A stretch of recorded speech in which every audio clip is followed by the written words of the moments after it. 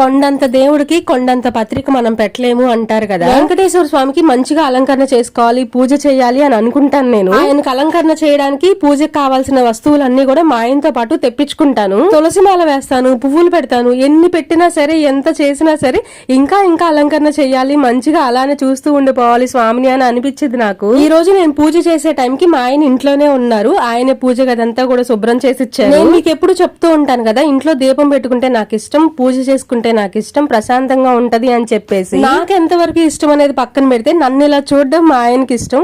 ఇల్లు నీట్ గా పెట్టుకున్నా, దేవుడి దగ్గర పూజ చేసినా కూడా అలానే చూస్తూ ఉంటారు. ఆయనకి ఇష్టం కాబట్టి నేను ఎప్పుడు ఏం తీసుకురమ్మన్నా కూడా వద్దు కాదు లేదు అనుకుంటా పూజ సామాన్ అన్ని కూడా తెచ్చిస్తారు. రోజు అయితే ఇలా చేసుకోం గానీ ఒక్క శుక్రవారం శనివారం మాత్రం ఇలానే చేసుకుంటాము.